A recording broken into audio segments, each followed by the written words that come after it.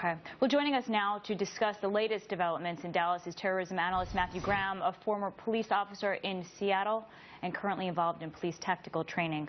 Matthew, thank you for joining us. Tough morning for everybody right now. Good morning, Lee. My first question to you is the planning involved here. What does it look like to you? How orchestrated was this? How far in advance could this have been planned? You can plan it fairly far out, but it's also one of those things where there's a spontaneity piece.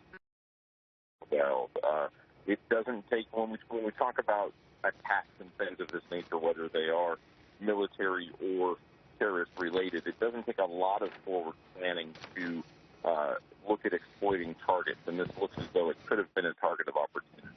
Matthew, you know, people get so upset when we see police officers or they're dressed in like SWAT gear with heavy, obviously, artillery for themselves, with shields and the like. They feel threatened. They don't like to see police officers like that. At the same time, there are going to be protests going forward. This was not the first. It was not the last. And now the concern is about police officers' lives who have tried to maintain a relative calm. And now are they the target at future protests?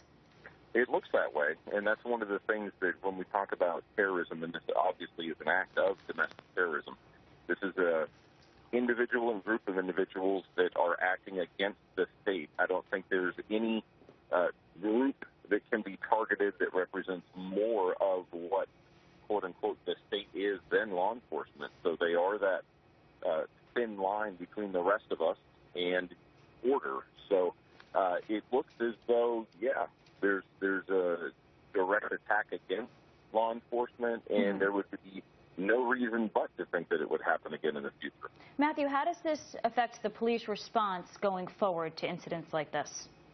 Well, it's pretty difficult because you don't know where your threat is coming from. And what we're seeing, which I think is very troubling from an analytical standpoint, is this has shifted. This open discussion of how law enforcement interacts with the public, how we deal with the state, has now shifted to direct attacks against the state.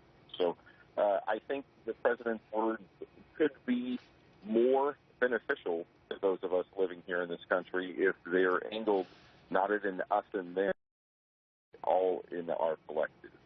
Matthew, everyone should be treated with respect. All lives matter, no doubt. We just had a lot of the police officers in New York go through sensitivity training, and now here they are trying to control a protest, which has merit, and we understand what the protest was about, but we're talking bombs, snipers, rifles. What do you make of that? Bombs? Well, I mean, that's a whole different level, is it not? It absolutely is. It's gone from a country in which we can talk about our problems to obviously now they see that fighting is an answer. And by they, I mean any group. It seems as though we wake up in the morning and we deal with these things in the variety of groups that are now attacking the state, whether that's law enforcement or whether that's just those of us peaceably assembling. It seems to be escalating quite a bit. So what's difficult here is as a populace, I don't know that this is a way that we're going to, quote-unquote, win. The state will always win. So it's going to make it difficult going forward, of course, especially if people just trying to do their job are now worried about sniper attacks and IEDs. Exactly. We're at an impasse. The police are worried about their own lives, and so are the people the police are trying to protect. Is there any way for police to have known that this was about to happen? Are there clues? What are they looking at?